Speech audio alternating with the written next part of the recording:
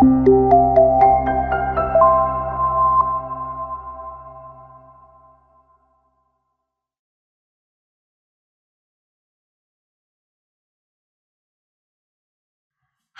it's Raisa Shafira Affandi. This time, we're diving into sonnets and romantic love. We'll explore their history, structure, and timeless charm.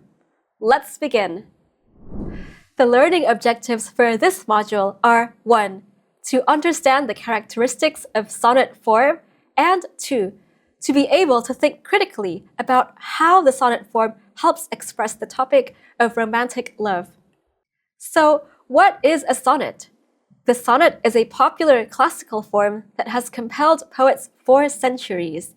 The name is taken from the Italian sonetto, which means a little sound or song. Traditionally, the sonnet has the following characteristics. It has 14 lines, it's written in iambic pentameter, so 10 syllables per line with unstressed stressed pattern, and it follows a rhyme scheme. Now, the types of sonnets differ mainly in these rhyme schemes. The most popular ones are a Petrarchan sonnet, which comes from Italy, and the Shakespearean sonnet, which comes from England. Now, the picture on the left is from a viral Tumblr post saying, if he writes her a few sonnets, he loves her. If he writes her 300 sonnets, he loves sonnets, from somebody's English professor.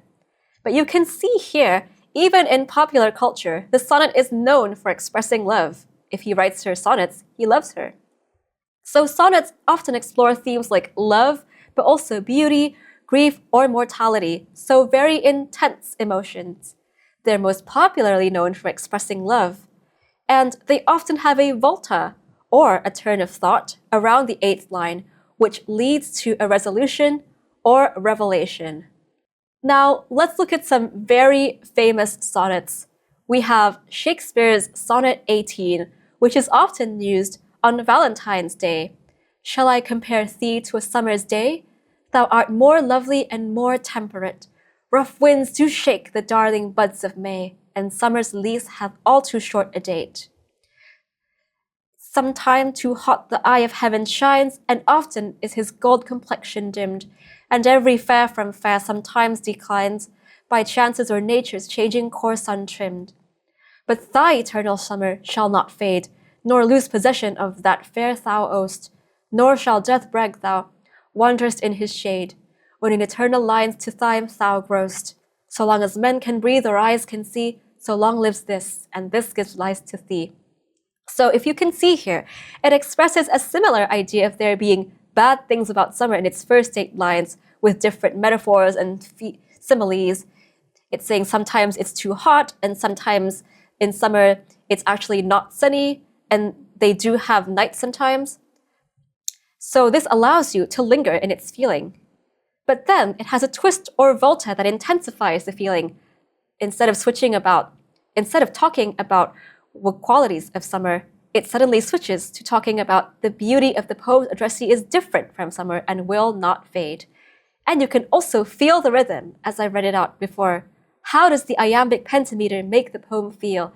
Does it perhaps feel soft and flowy? Does it feel neat and calm? Or does it feel uncomfortable and awkward? You can try reading the poem out loud to yourself and wonder. So, if it's any inspiration for you, my personal interpretation of the effect the sonnet structure has for expressing love and other attention emotions is that love is full of dynamics. There's joy and excitement and surprise in it. Rough winds do shake the darling buds of May, but at the same time, good love feels calm and stable and predictable. So there's a sort of melody going on with the stressed and unstressed, but it's also very controlled. So that's why, for me, the sonnet form of iambic pentameter works well.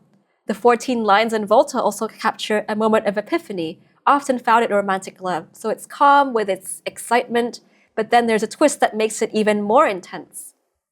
Now let's look at another famous sonnet, How Do I Love Thee? Let Me Count the Ways. So very much like its title, a big part of the poem is listing and describing how the speaker loves thee. I love thee to the depth and breadth and height my soul can reach when feeling out of sight for the ends of being an ideal grace. I love thee to the level of every day's most quiet need by sun and candle light. I love thee freely as men strive for right. I love thee purely as they turn from praise. I love thee with the passion put to use in my old griefs.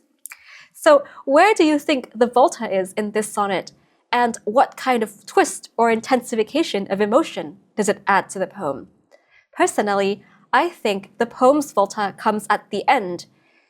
If God choose, I shall love thee better after death, because now the poem's love extends not just to all of life and everything in it, but to life after death as well.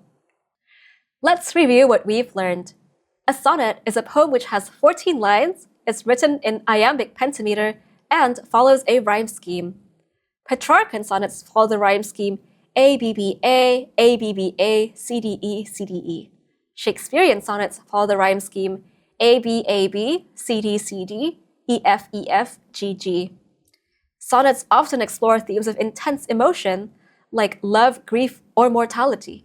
They often have a volta or turn of thought near the end, leading to a resolution or revelation.